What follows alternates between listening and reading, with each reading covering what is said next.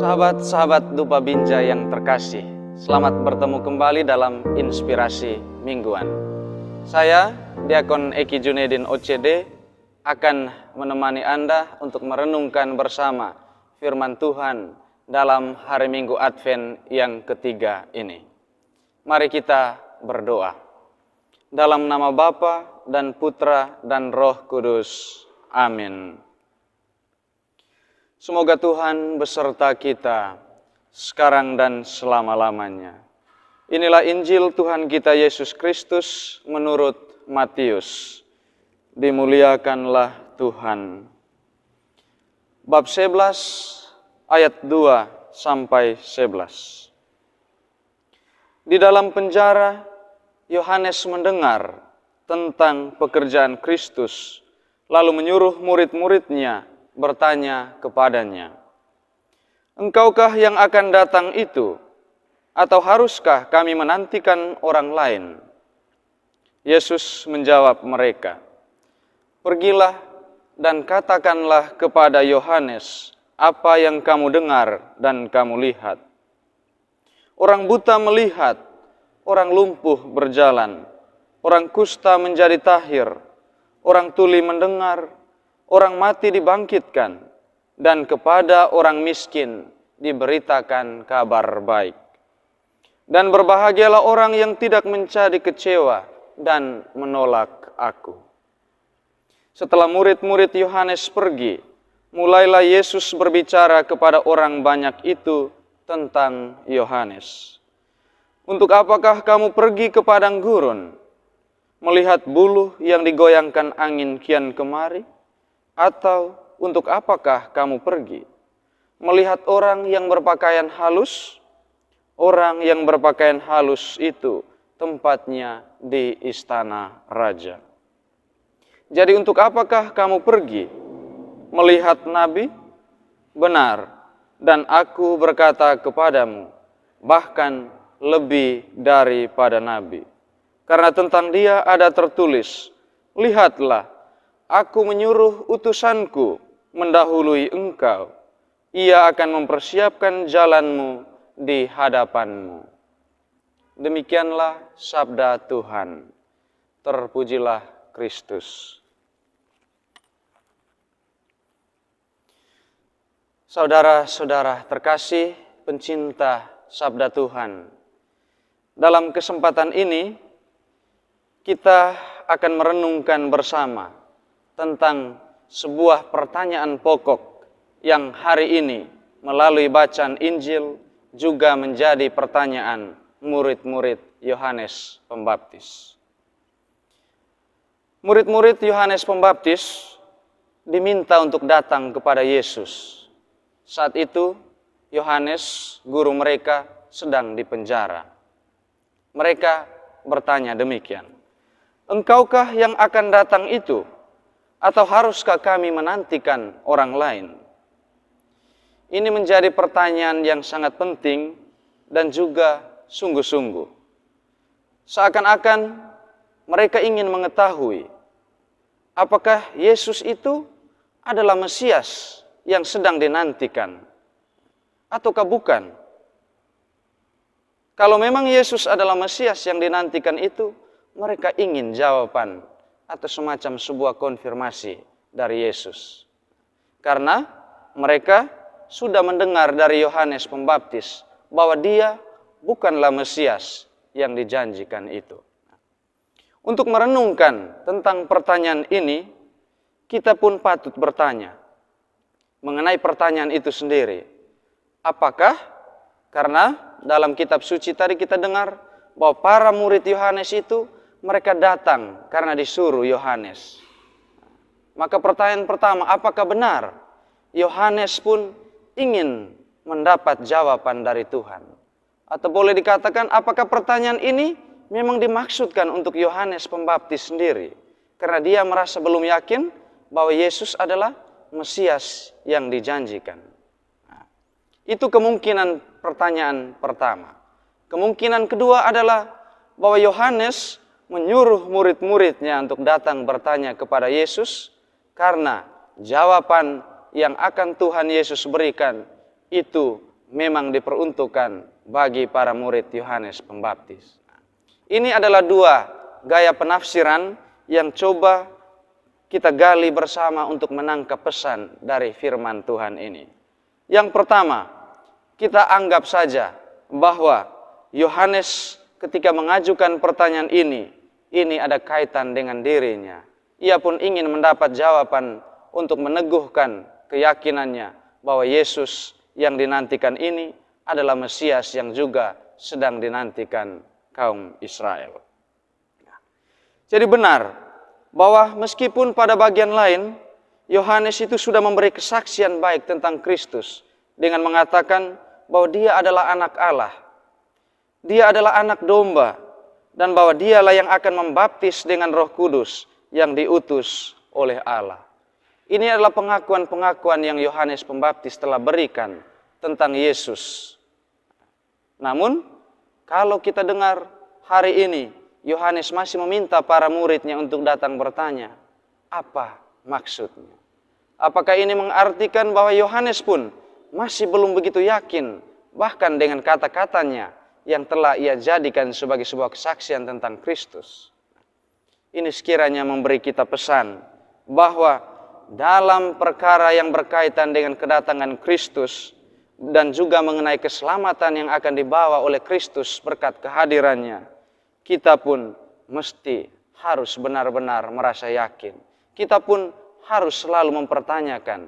Kita pun harus selalu mencari tahu apa yang benar-benar Tuhan kehendaki dengan hidup kita. Yohanes Pembaptis, dia seorang tokoh yang sangat teguh dalam imannya. Tetapi dia pun masih harus merasa yakin. Apakah benar Yesus yang ia telah baptis itu adalah sungguh-sungguh Mesias yang sedang dinantikan. Itu yang pertama. Lalu bagian kedua, kemungkinan kedua adalah mungkin juga pertanyaan yang tadi dimaksudkan ketika Yohanes menyuruh murid-muridnya untuk datang kepada Yesus. Apakah engkau Mesias yang sungguh-sungguh dinantikan? Ataukah kami masih harus menantikan seorang yang lain? Sesungguhnya dengan mengatakan demikian, Yohanes sedang memberitahu para muridnya untuk secara langsung belajar dari Yesus. Jadi pertanyaan ini adalah murni dimaksudkan Yohanes Pembaptis supaya mengajarkan sesuatu kepada para muridnya. Nah, kita ingat latar belakang dari peristiwa ini. Pada saat itu, Yohanes Pembaptis sudah ditawan, sudah dipenjarakan oleh Herodes. Tetapi para muridnya masih sangat setia dan masih mendengarkan kata-kata Yohanes.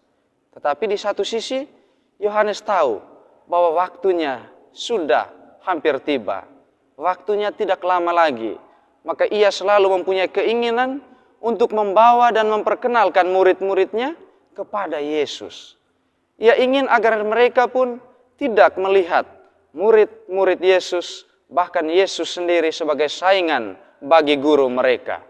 Dia ingin agar murid-muridnya setelah mereka tidak lagi bisa datang belajar kepada Yohanes sendiri, mereka ingin supaya mereka pun menjadi murid-murid Yesus. Dan inilah yang akan kita tahu, kita akan pelajari dalam bagian-bagian Injil yang lain, bahwa yang menjadi pengikut Yohanes Pembaptis pada akhirnya mereka juga menjadi pengikut Tuhan Yesus.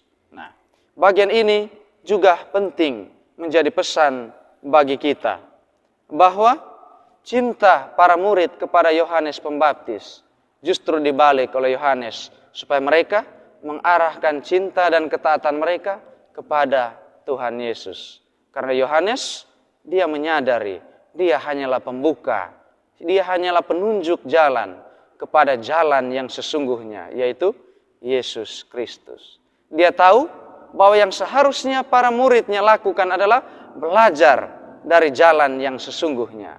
Bukan mereka berpatokan, bukan mereka hanya berhadapan dengan seorang penunjuk jalan, yaitu Yohanes Pembaptis sendiri. Ini juga secara konkret memberi pesan bagi kita sekalian, bahwa ketika kita mengimani Tuhan, kita pun memiliki panggilan, memiliki sebuah misi untuk juga membawa orang-orang kepada Tuhan. Kita memiliki misi, memiliki tugas sebagai penunjuk jalan untuk mengantar orang-orang kepada Tuhan.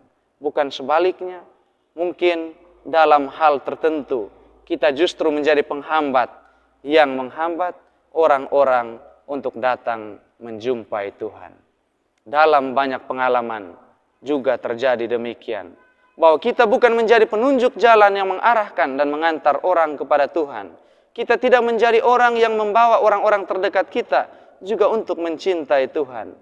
Tapi justru kita lebih tertarik untuk membawa mereka berhenti pada diri kita dan melupakan Tuhan. Ini bagian yang pertama, pertanyaan dari murid-murid Yohanes Pembaptis. Dan juga yang penting untuk kita renungkan adalah apa yang menjadi jawaban Tuhan Yesus dari pertanyaan ini.